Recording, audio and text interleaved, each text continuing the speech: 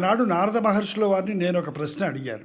ఎవడున్నాడీ లోకంలో ఇది వరకెరుగని వాడు, ఎవడున్నాడీ కాలంలో సరియగు నడబడివాడు, నిత్యము సత్యము పలికేవాడు, నిరతము ధర్మము నిలిపేవాడు, చేసిన మేలు మరువనివాడు, సూర్యుని వలెనే వెలిగేవాడు, ఎల్లరికీ చలసల్లనివాడు, ఎదనిండా దయగలవాడు, ఎవడు ఎవడు ఎవడు.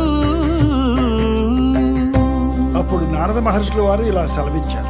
ఒకడున్నాడీ లోకంలో ఓంకారానికి సరిజోడు, ఇనకులమున ఈ కాలంలో జగములు పొగిడే మొనగాడు, విలువలు కలిగిన విలుకాడు, పలు సుగుణాలకు చెలికాడు, చెరగని నగవుల నెలరేడు, మాటకు నిలబడు ఇలరేడు, దశరథ తనయుడు దానవ దమనుడు జానకి రమణుడు అతడే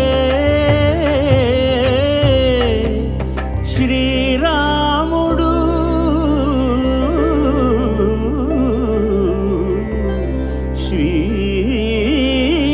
శ్రీరాముడు.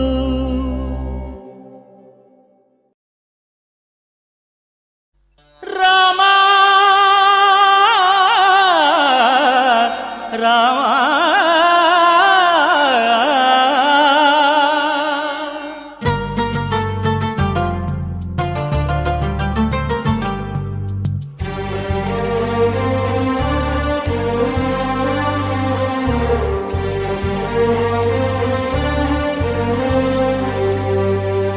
అందరి బంధువయ్య భద్రాచల రామయ్య,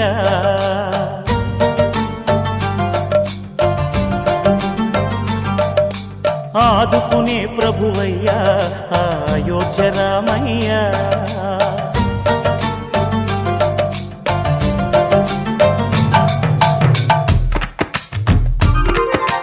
అందరి బంధువయ్యా భద్రాచల రామయ్య, ఆదుకునే ప్రభువయ్యా అయోధ్య రామయ్య, చేయూతనిచ్చేవాడయ్య మా సీతారామయ్య, చేయూతనిచ్చేవాడయ్య మా సీతారామయ్య, కోర్కెలు తీర్చేవాడయ్య కోదండ రామయ్య, అందరి బంధువయ్య భద్రాచల రామయ్య, ఆదుకునే ప్రభువయ్యా అయోధ్య రామయ్య.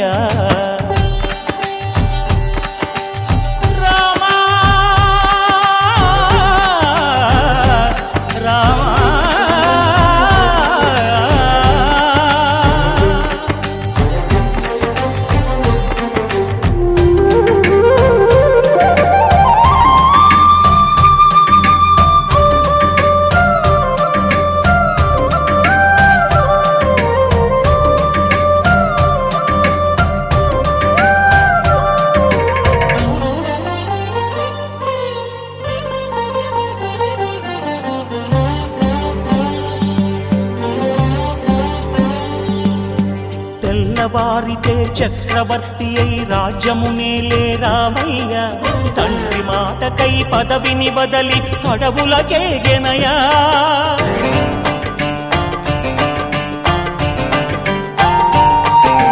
మహిలో జనులను కావగ వచ్చిన మహావిష్ణు అవతారమయ్య, ఆలిని రక్కసుడపహరించితే ఆక్రోశించెనయా, అసురుని త్రుంచి అమ్మను తెచ్చి అగ్ని పరీక్ష విధించెనయ, సాగలి నిందకు సత్యము చాటగ కుల సతినే విడనాడెనయ, నా రాముని కష్టం లోకంలో ఎవరూ పడలేదయ్యా,